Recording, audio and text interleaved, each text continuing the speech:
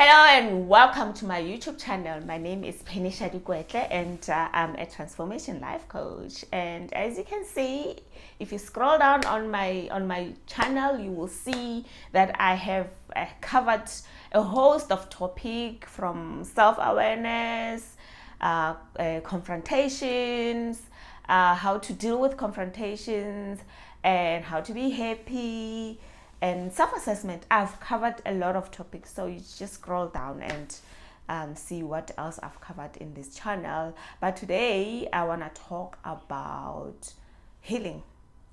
So why I want to talk about healing is because oftentimes we tend to be limited in terms of what is available for us to heal ourselves. And I specifically want to talk about emotional healing and using the power of the mind to heal ourselves. A while ago, years ago, I discovered a book called Emotion Code by Dr. Bradley Nelson. And in this book, this doctor is saying that emotions, if they are not addressed, they tend to get trapped in the body. And there's nothing wrong with the emotions. I mean, what can we do and where would we be without our emotions? But even emotions, it's called energy in motion, means that they must flow. They must not get trapped in a body. So the minute they become trapped in a body, they cause a lot of issues in our bodies. So in this book, he's teaching the reader how to simply use his methodologies in the book to release negative emotions, so that the body can become uniform again and be able to function. I mean, you can also observe in a river where there is a blockage, where maybe there is something that is blocking the river to flow. In that area, there will be a lot of leaves that will be accumulated there. There will also be mosquitoes. It will also smell because there is no flow. There is no flow of life. So that is the same with our body. When something is stuck in the body system, it prevents the energy to flow easily in our bodies. So I was thinking now recently, when we talk about physical healing, for example, I mean, if you cut your nail, the nail grow back. And if you even cut your hair, I don't know how many times I've cut my hair, but the hair grows back. But I mean, I was also thinking, I was thinking to myself and thinking that how come when you lose a limb, for example, a hand or a leg, how come it doesn't grow back? I mean, I often think about things like that. I mean, how come it is not restored? And how come when I cut my nail, it is restored? I mean, you would think that, oh, this woman now is losing it. I mean, obviously, those are two separate things. Yes, they're separate things. How come the DNA in a nail knows that it has to grow back when you cut it? And the same is not applicable to the body limb. So I was reading this book by Ralph Beck, who is a Kabbalist, when he was also talking about this topic of limbs not being able to replace themselves or to be restored back into the system.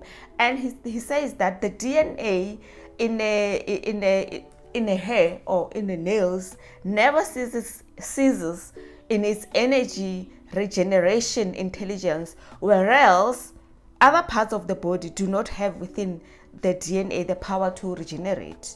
And I mean, you would ask yourself, why in the first place did the DNA give one set of instruction to hair and nails and even teeth, and another to the rest of the body? So it all talks to the consciousness. I mean, over time, there is a consciousness that we sort of like accepted that in this area, this is the case, but in this area, this is not the case. But I mean, it is possible if we teach the DNA in the body to grow itself. It is possible that it can be restored. I mean, maybe that will happen way in the future. But I mean, let's start thinking about it and let's start create it. I mean, let's use the power of our mind to create these realities that we want. Remember, we have a magnificent soul energy that lives within us and that wants us to be well, that wants us to be healthy, that wants us to be whole. And if we start seeing possibilities in the things that we traditionally thought that we are limited in those areas, imagine the possibilities. Imagine the possibilities. So there's a Bible quote that I love in the scripture, which specifically says that he who does not make endeavors to heal themselves is brother to him who commits suicide. So it means that if you are not making an effort to make yourself whole, to heal yourself, if we don't take responsibilities to heal our bodies, then it's the same, it is equal to committing suicide. And this scripture, I think, is in the book of Proverbs. I will write the verse down on the content when I post this video. In the link, I will write the verse. So it's like, it is upon ourselves. We have the responsibility, contrary to popular culture, in our environment, in our world, where we go. I mean, if you're sick mentally, you will go to a psychologist. There's nothing wrong with it. If your body is sick, you will go to a doctor. How come we never really take it upon ourselves to heal ourselves, to actually maybe start the process of healing? Because even when you go to a doctor or you go to a psychologist, the psychologist relies on you to tell them what is wrong with you so that they can diagnose you properly. I mean, they will ask you, where are you feeling the pain if you go to a doctor? Where are you feeling the pain? How long have you had this issue? You know, it's the same thing. Even when you go to a psychologist, they will ask you the same question. How do you feel when this and this happen?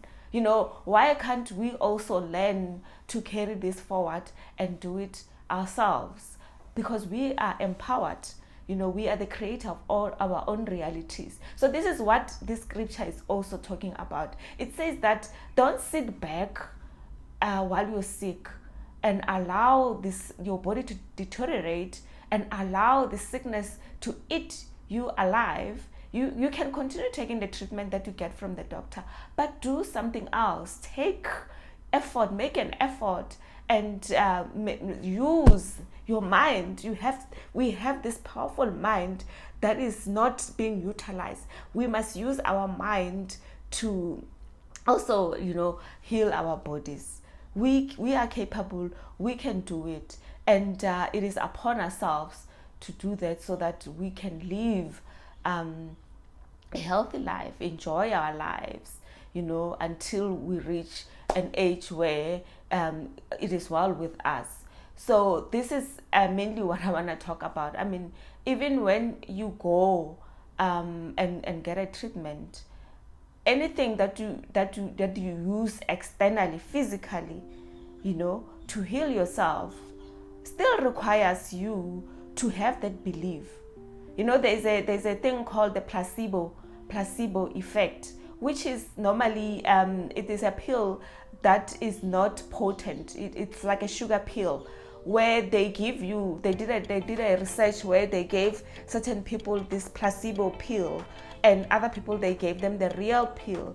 And the people who were given the pill that is not real, which is the placebo pill, they were able to heal because of that belief. You know, you still have to have the belief. You still have to use your mind to bring forth healing. You can't use something without believing that it's going to work. You know, this is a testament to the fact that the mind is so powerful. And if we start to believe in these things that are in the realm of the unbelievable or the impossible, imagine what we can create as a global world, you know, as a people of the world. It is possible to do that. So this is the things that I will be touching based on when I continue to talk about this topic on healing. It is in our best interest to learn now how to heal ourselves, how to manifest healing in our bodies. We are the creators of our own reality. We are powerful beyond measure. We are powerful beings, and we are able. If we are willing, nothing is impossible. So that's it for now, for today. This is all that I have for you, and I will catch you next time. Bye bye.